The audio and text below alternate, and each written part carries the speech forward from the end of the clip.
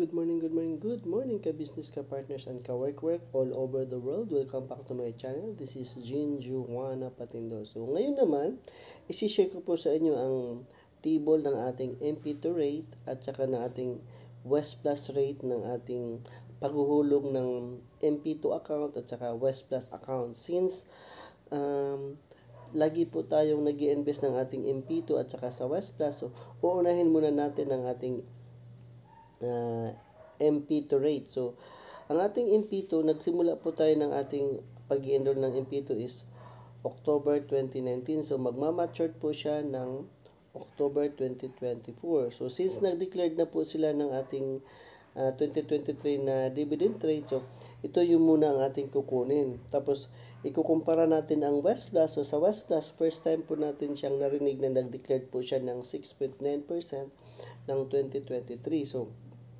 susundan pa rin natin. So, 2023, so magmamature siya ng 2027. So, kung ating balikan, ikukumpara natin. So, talagang walang pinagkaiba. So, ngayon, isi-share ko lamang po sa inyo ang aking karanasan sa ating MP2 journey dahil nga nagkaroon po tayo ng dalawang account. So, ang ating first account magmamature nitong 2024 by October. So, ipapakita lang po natin ang rate ng ating dividend rate ng ating 2019 na journey, which is 7.21% ng 2020 dahil pandemic, 6%, 21.6%, then bumawi po siya ng 2022, nagiging 7.03%, then 2023 is 7.05%. So, kung babalikan natin ang ating MP2 or ang ating SSS West Plus dahil first time po silang naglabas ng dividend rate ng ating West Plus is noong 2023, ang dividend rate po nila is 6.9%.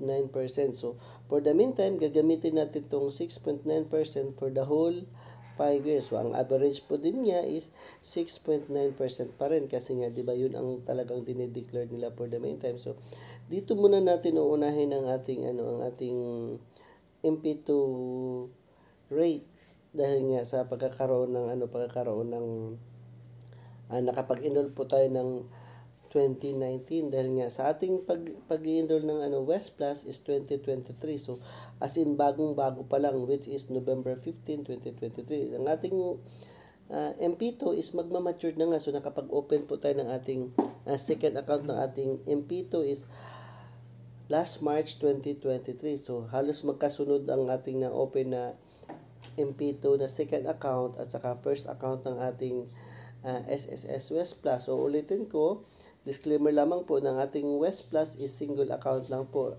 Lifetime account lang po. At the same time, as long as na magkaroon po tayo ng 500 na maintaining balance.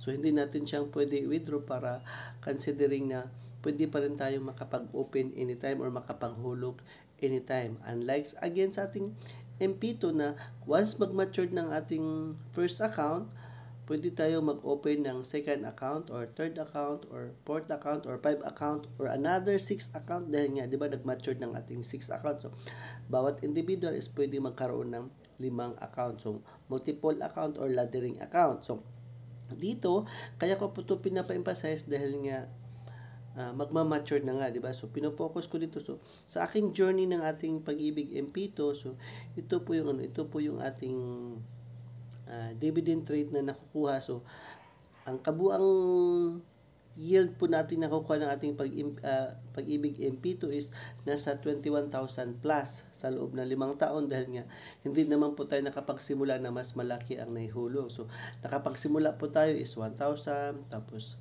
nag-additional tayo ng 2,000, so 3,000 lang, tapos nagka-pandemic pa, so halos 3 years po natin siyang hindi nadagdagan. So, nung 2021, so, nakapagdagdag po tayo ng 150,000, no? So, ayun, so, yung 150,000, medyo malaki-laki po ang ating kinita sa ating pag-ibig MP2.